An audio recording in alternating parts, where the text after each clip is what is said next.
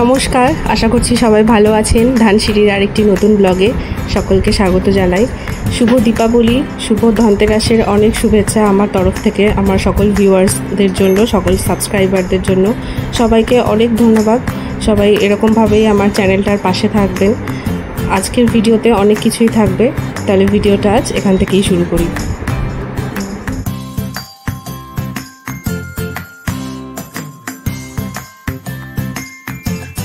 আজ অনেক দিন পর আবার আপনাদের সাথে রান্নার রেসিপি শেয়ার করলাম।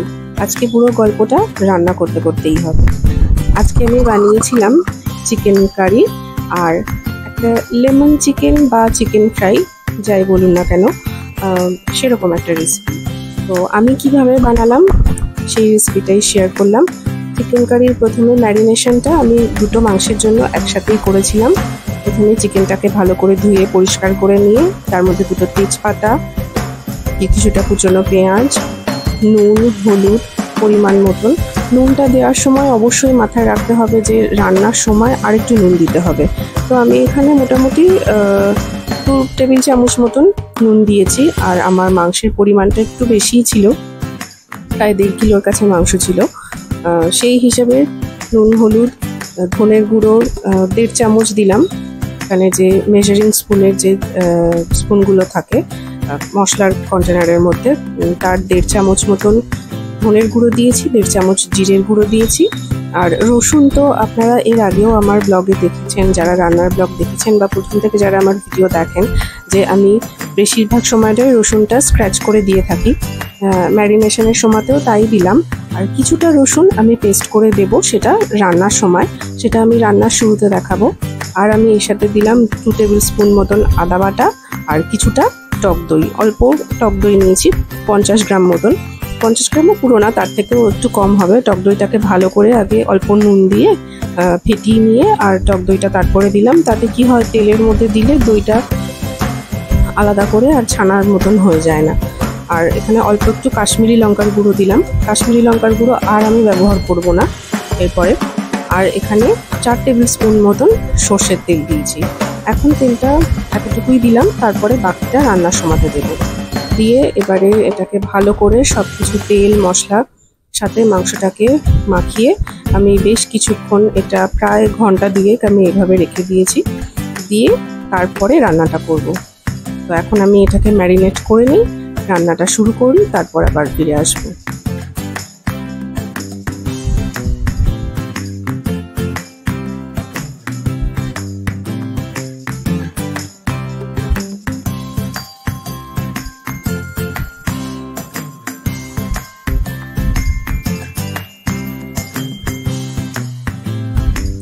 ম্যারিনেশন করে প্রায় 2 ঘন্টা হয়ে গেছে। তারপর আমি রান্নাটা করছি। এখানে দেখুন, একটা মিক্সিং বোলের মধ্যে আমি, মানে মিক্সার গ্রাইন্ডারের যে বোল থাকে, তাতে কিছুটা কুচনো পেঁয়াজ, কয়েকটা রসুন, একটা টমেটো আর কয়েকটা কাঁচা লঙ্কা নিলাম। আর এদিকে আমি কড়াই বসিয়ে, কড়াই গরম হলে তাতে তেল দিয়ে দিয়েছি। এইখানে রান্নার সময় আমি 3 টেবিল স্পুন মতন তেল ব্যবহার করেছি। হয়তো আরও একটু তেল লাগতো, কিন্তু আমি তো সব কিছুতেই একটু তেলটা কম ব্যবহার করি, তাই এর থেকে বেশি তেল আর দিলাম না। আর তেল গরম হয়ে গেলে তাতে 3-4টে লবঙ্গ, কয়েকটা এলাচ আর একটু দারচিনির টুকরো দিয়ে তার মধ্যে যে পেস্টটা তৈরি করেছিলাম, পেঁয়াজ, রসুন, কাঁচা লঙ্কা আর নুন, অল্প নুন দিয়েছিলাম ওর মধ্যে, সেই পেস্টটা দিয়ে দিলাম। আমি এর মধ্যে কোনোটাই গোটা আর মানে পেঁয়াজ, রসুন বা আদা বা টমেটো কোনোটাই তেলের ওপরে আর এমনি টুকরো করে কেটে দিইনি, পুরোটাই পেস্ট ব্যবহার করেছি। কারণ যেহেতু ম্যারিনেশনের সময় আপনারা দেখলেন যে পুরোটা ওরকমভাবেই দেওয়া রয়েছে। আর এরপরে কিছুটা হলুদ আর অল্প নুন দিলাম। নুনের পরিমাণটা বারবারই বলছি, খেয়াল রাখতে হবে, তার কারণ ম্যারিনেশনের সময় কিছুটা নুন দেওয়া হয়েছে। আর নুনটা দিয়ে বেশ কিছুক্ষণ রাখাও হয়েছে, যার জন্য নুনটা মাংসের মধ্যে ঢুকেও গেছে। আবারও যে রুটিন মশলাগুলো দেওয়া হয় সেগুলো একটু একটু দিয়ে দিলাম। এখানে 1 চামচ করে আমি ব্যবহার করেছি ধনের গুঁড়ো, জিরের গুঁড়ো আর কাশ্মীরি লঙ্কার গুঁড়ো, কিন্তু এর সাথে আমি আর দেবো না। দিয়ে কিছুক্ষণ চাপা ঢাকা দিয়ে রেখেছিলাম। তারপরে মশলার থেকে মোটামুটি তেল ছেড়ে এলে এবারে মাংসগুলো আমি মশলার সাথে মিশিয়ে নেব। মাংসটা, আর এই পুরো প্রসেসটার সময় কিন্তু ফ্লেমটা একেবারেই কম রাখতে হবে, লো ফ্লেমে রেখে পুরো মশলাটা কষাতে হবে এবং মাংসটা যখন দেওয়া হবে বিশেষ করে সেই সময়টা, তা না হলে মাংস মশলার সঙ্গে সঙ্গে হাই ফ্লেমে দিয়ে রাখলে কিন্তু একেবারে ধরে যাবে আর একটা পোড়া পোড়া গন্ধ আসবে, তখন ভালো লাগবে না খেতে। মাংসটাকে ভালো করে মশলার সাথে আমি মিশিয়ে নিয়ে কিছুক্ষণ নাড়াচাড়া করে বেশ কিছুটা ঢাকা দিয়ে রাখবো। মিনিট 2-3 ঢাকা দেওয়ার পরে আবার খুলে দেখলাম যে কিছুটা অল্প মাংস থেকে তেলও বেরিয়েছে, অল্প কিছুটা জলও বেরিয়েছে। আবারও কিছুক্ষণ আমি নাড়াচাড়া করব, আর কিছুক্ষণ নাড়াচাড়া করে এটাকে আবারও আমি মিনিট 3-4 আবারও এটাকে ঢাকা দিয়ে রাখবো। দেখুন মিনিট 5 পর আবার ঢাকনাটা আমি খুলেছি, কি সুন্দর মাংসটা থেকে তেল ছেড়ে এসছে আর সুন্দর একটা কালারও বেরিয়েছে। এটা কিন্তু অল্প কাশ্মীরি লঙ্কার গুঁড়ো যেটা দিয়েছিলাম আমি ম্যারিনেশনের সময় সেটাই দেওয়া, তারপরে আর কাশ্মীরি লঙ্কার গুঁড়ো আমি দিইনি। মাংসটা থেকে তেলও ছেড়েছে আর তখন যে রেড চিলি পাউডারটা দেওয়া ছিল বলে এত সুন্দর রঙটা হয়েছে। এটাকে আবার কিছুক্ষণ নাড়িয়ে চাড়িয়ে এইভাবে ঢাকা দিয়ে দিয়ে আমি একটু সময় নিয়ে মাংসটা রান্না করি, তার কারণ আমার তেলের পরিমাণটাও কম থাকে। আর এবারে এর মধ্যে আমি অ্যাড করলাম কিছুটা কাঁচা পাকা লঙ্কা, আমি আগে থেকে মিক্সিতে পেস্ট করে রেখেছিলাম। সেই পেস্টটা আমি সরাসরি কাঁচা লঙ্কা চিড়েও দিইনি এর মধ্যে, বা শুকনো লঙ্কার গুঁড়ো যেটা এমনি নর্মাল রেড চিলি পাউডার যেটা, সেটাও আমি ব্যবহার করিনি, কারণ শুকনো লঙ্কার গুঁড়োটা আমরা একদমই খাই না।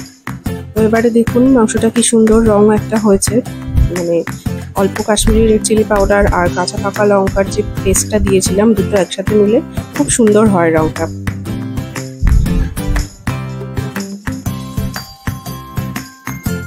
মাংসটা সেদ্ধও হয়ে গেছে খুব ভালো মতন, আর অল্প কিছুক্ষণ এটাকে নাড়াচাড়া করব, করে আর একটু ঢাকা দিয়ে রাখবো, রেখে তারপরে আমি এটাতে জল দিয়ে দেবো। এটা আরও কিছুটা কষতে থাকুক, তারপরে আমি এটাকে জল দেব।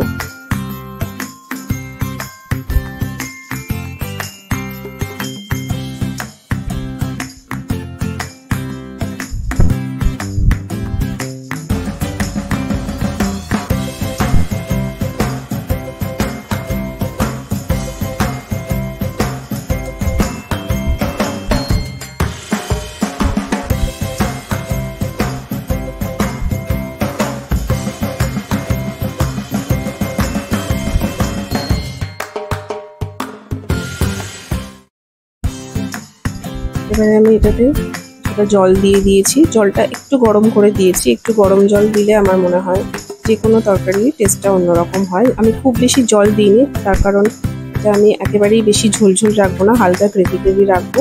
আর ঝোলটা ফুটেও উঠেছে, তারপরে আমি এটা শ্যুট করেছিলাম। আসলে মাঝখানে বেশ কিছুটা সময় আমি এটা শ্যুট করতে পারিনি, যখন জলটা দেওয়ার পরে একবারও আমি নাড়িয়েছিলাম, কিন্তু তখন আর এটা করা হয়নি আমার শ্যুটটা। তো প্রায় আমার মাংসটা হয়ে গেছে। এবার এটাতে আমি গরম মশলাও দিয়ে দিয়েছি, আর নুন ঝাল অবশ্যই টেস্ট করে নেবেন, যে যার যেরকম খান স্বাদ মতন সেরকম করে নিয়ে যদি প্রয়োজন থাকে দেবেন আর একটু।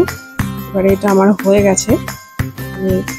এই সময় ফ্লেমটাকে একটু বাড়িয়ে দিতে হবে, লাস্ট 1 মিনিট মতন একটু এটাকে হাই ফ্লেমে দিয়ে ফুটিয়ে আমি গ্যাসটা বন্ধ করে দেব, দিয়ে কিছুক্ষণ পর আমি এটাকে নামিয়ে নেব।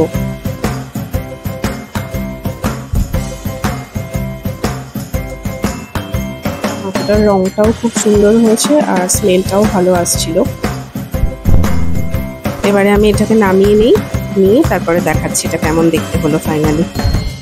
এই যে আমি একটা বোলের মধ্যে এটাকে নামিয়ে নিয়েছি, এরকমই দেখতে হয়েছে। এটা হয়তো আর একটু তেল দিলে কালারটা আরো ব্রাইট হতো বা আরো একটু সুন্দর দেখতে হতো, কিন্তু আমি যেহেতু তেল মশলাটা একটু কম ব্যবহার করি, ফাইনালি আমার চিকেন কারির লুকটা এরকমই হয়েছে।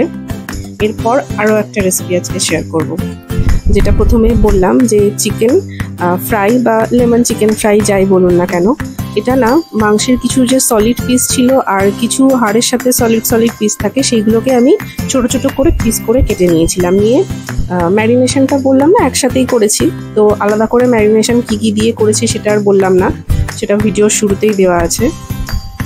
এবারে আমি কড়াইতে কিছুটা তেল দিয়েছি, এখানে একটু এই রেসিপিটার জন্য তেলটা একটু বেশি ব্যবহার হবে। এখানে প্রায় 4 টেবিল স্পুন মতন তেল আমি দিয়েছি, মানে মাংসের পরিমাণের তুলনায় তেলটা একটু এখানে বেশিই যাবে। আর কিছুটা কুচনো পেঁয়াজ আর টমেটো তেলের ওপরে দিয়ে দিলাম। আর রসুনটা আমি এখানে যে ছোট ছোট করে কুচিয়ে রেখেছি, কয়েকটা আবার কোয়া গোটাও রয়েছে, কারণ এইটার মধ্যে রসুনটা পেস্ট করে দিলে অতটা ভালো লাগে না, কারণ এটা পুরোটা ফ্রাই হবে। তো খাওয়ার সময় 2-1 কুচি রসুন এটা যদি এমনি মানে মুখে পড়ে, এতে আরও ভালো লাগে, জিনিসটার টেস্টটা ভালো হয়। আর এটা আলাদা করে মশলা কষিয়ে নিয়ে তারপরে মাংস আমি দেবো না, আমি এটা একসাথেই পেঁয়াজ টমেটো রসুন আর মাংসটা পরপরই দিয়ে দিলাম। আপনারা দেখলেন যে বেশিক্ষণ টাইম আমি নিইনি এটাকে আলাদা করে মশলা কষানোর জন্য বা সেটা থেকে তেল ছেড়ে আসার জন্য। এবার এর সাথেই আস্তে আস্তে আস্তে আস্তে মাংসটা বেশ কিছুক্ষণ ধরে হবে। এখন কিন্তু মানে এই শুরুতেই এটাও লো ফ্লেমে রাখতে হবে। ভাজা হলেও এটাকে কিন্তু বেশি হাই ফ্লেমে দেওয়া যাবে না, তাহলে তলায় পুড়ে যাবে আর ভেতর থেকে মাংস সেদ্ধ হবে না। অনেকে আমি একবার একটা ভিডিওতে দেখেছিলাম যে মাংসটাকে আগে থেকে অল্প 1-2 সিটি দিয়ে একটু বয়েল করে নেন, কিন্তু আমি বয়েল করিনি। আমার মনে হয় বয়েল করার থেকে এইভাবে ডিরেক্ট মাংসটা তেলের ওপরে দিয়ে রান্না করলেই এটার টেস্টটা আরও ভালো হবে। তবে যারা বয়েল করে খেয়েছেন তারা নিশ্চয়ই জানবেন যে সেটার টেস্ট কেমন হয়। যদি এরকম কেউ থেকে থাকেন যে এরকম রেসিপি বানিয়েছিলেন আগে, আমাকে কমেন্টে জানাবেন। যদি লিঙ্ক থেকে থাকে শেয়ার করবেন আমার সাথে, আমিও দেখব যে আপনারা কীভাবে করেছিলেন। এরপর এর সাথে একটু হলুদ গুঁড়ো, একটু নুন দিয়ে দিলাম, কারণ বারবার বলছি নুনটা বুঝে শুনে দিতে হবে, কারণ ম্যারিনেশনের সময় নুন অনেকটাই দেওয়া ছিল। আর কিছুক্ষণ চাপা দিয়ে এটা সেদ্ধ করার পরে আমি দেখলাম যে ছোট ছোট করে টুকরো করা পিস, তো বেশিক্ষণ সময় লাগেনি। প্রথমে অনেকটা জল বেরিয়েছিল মাংসটা থেকে, তো সেই জলটাই ধীরে ধীরে ধীরে ধীরে মাংসের সাথে আস্তে আস্তে শুকিয়ে গেছে, গিয়ে সেটা এখন মোটামুটি এরকম দেখতে হয়েছে, প্রায় জলটা শুকিয়ে এসেছে। এটাকে আমি আরও বেশ কিছুক্ষণ ঢাকা দিয়ে রাখবো। রেখে গেলে জলটা যখন একেবারে শুকিয়ে যাবে, তারপর এটাকে ফ্লেমটা একটু বাড়িয়ে দেব। আর আরও মিনিট 5-7 ঢাকা দেওয়ার পর ঢাকনাটা যখন খুললাম, তখন দেখলাম জল আরও কিছুটা বেরিয়েছে এবং মোটামুটি মাংসটা প্রায় সেদ্ধ পুরোটাই হয়ে এসেছে। এবারে এর মধ্যে আমি একটু লেবুর রস অ্যাড করলাম। আর এই মাংসটা রান্নার জন্য আমি কিন্তু আলাদা করে কোনো জল ব্যবহার করিনি, কারণ এটা পুরোটাই জল ছাড়া হবে। মাংস থেকে যে জলটা বেরোয় বা মাংসের যে তেলটা বেরোয় পুরোটা সেটার সাথেই রান্নাটা হবে। আলাদা করে জল দিলে টেস্টটা সম্পূর্ণ অন্যরকম হয়ে যাবে, তখন আর চিকেন ফ্রাইয়ের টেস্টটা পাওয়া যাবে না। তো আমি একটা বড় লেবুর অর্ধেকটা অংশ এটাতে দিয়েছি, রসটা, লেবুর রস। আমার একটা ভুল হয়েছে, ভুল ঠিক নয় আসলে, আমার কাছে গন্ধরাজ লেবুটা ছিল না। যদি কারোর কাছে গন্ধরাজ লেবু থেকে থাকে না, তো একটু স্ক্র্যাচারে লেবুটা ওপর থেকে স্ক্র্যাচ করে গন্ধরাজ লেবুর যে জেস্টটা হয় সেটাও এর মধ্যে দিয়ে দিলে স্মেলটা আরও ভালো হয়। আর এরপরে এর মধ্যে একটু গোলমরিচের গুঁড়ো দিলাম। গোলমরিচটা আমি এখানে বেশি করেই দিয়েছি, কারণ এতে একটু গোলমরিচের গন্ধটা বা গোলমরিচ দিলে যে একটা অন্যরকম ঝাল হয় মাংসটাতে বা একটা স্মেল বেরোয় হালকা, সেটা খুব ভালো লাগে। কাঁচা লঙ্কাও এতে আমি দেবো, কিন্তু সেটা লাস্টে 2-3টে কাঁচা লঙ্কা চিড়ে এর সাথে কিছুক্ষণ নাড়িয়ে ছাড়িয়ে তারপরে আমি সেটা মানে রান্নাটা প্রায় কমপ্লিট হয়ে আসবে, তার আগে কাঁচা লঙ্কা আমি দেবো। এক্ষুনি কাঁচা লঙ্কাটা দেবো না। যেটা আমার প্রায় হয়ে এসছে, দেখছেন কালারটা কেমন চেঞ্জ হয়ে গেছে। আর এই তলায় যে হালকা যেটুকু গ্রেভির মতন দেখা যাচ্ছে, এটা না মাংসের তেল। এটা জলটা যেটা বেরিয়েছিল সেটা একেবারেই মাংসের সাথে শুকিয়ে দিয়েছি আমি।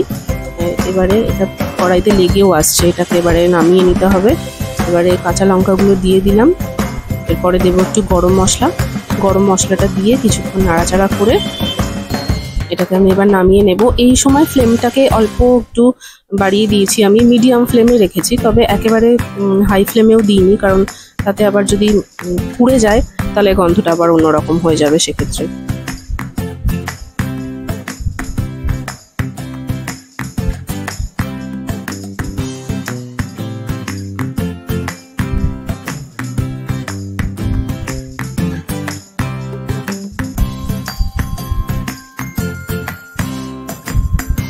একদমই হয়ে গেছে, কারণ পুরো জলটা শুকিয়ে গেছে আর এবার কড়াইতে লেগেও যাচ্ছে। এটাকে এবার নামিয়ে নেব। নামিয়ে নিলে এই যে ফাইনালি এটা এরকমই দেখতে হয়েছে। তো রেসিপি দুটো কেমন লাগলো আমাকে অবশ্যই কমেন্টে জানাবেন।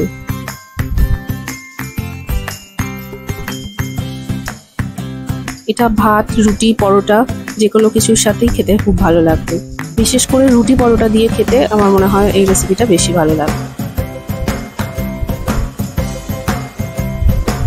বা অনেক সময় কুলচা বা নান এগুলোর সাথেও আমরা খেয়ে থাকি। আর ধনতেরাস উপলক্ষে এবারে একটা জিনিস কিনেছি, সেই জিনিসটা দেখাই। এটা আমি অ্যামাজন থেকে নিয়েছি। আপনারা যদি চান আমাকে কমেন্টে জানাবেন, আমি লিঙ্ক শেয়ার করে দেবো তাহলে ডিসক্রিপশন বক্সে। এই যে এই প্রদীপদানিগুলো দেখছি এবারে খুব ভাইরাল হয়েছে, মানে সবাই খুব ব্যবহার করছে। আর মানে অনলাইন যে অ্যাপগুলোতে রয়েছে সেগুলোতেও খুব বিল দিচ্ছে এগুলোর ওপরে। তো এই প্রদীপদানিটা কিনেছি। এখানে টোটাল 12টা প্রদীপ, 12টা না 10টা গুনলাম সেটা ঠিক মনে পড়ছে না আমার, গুনে নেই তাহলে বুঝতে পারবো যে কতগুলো প্রদীপ এখানে রাখা আছে। 2, 4, 6, 8, 10টা প্রদীপের জায়গা রয়েছে। আর মাঝখানে এই যে বোলের মতন অংশটা, এখানেও খুব সুন্দর করে ডেকোরেশন করা যাবে। এটাই এবার আমার ধনতেরাসের শপিং। তো কেমন লাগলো আজকের ব্লগটা আমাকে জানাবেন। ভালো লাগলে একটা লাইক করবেন, কমেন্ট করবেন, শেয়ার করবেন। আর চ্যানেলটা সাবস্ক্রাইব করে পাশে থাকা বেল আইকনটা প্রেস করে দেবেন, যাতে পরবর্তী ভিডিও আপলোড করার সাথে সাথে নোটিফিকেশন আপনাদের কাছে পৌঁছে যায়। এবারে আমি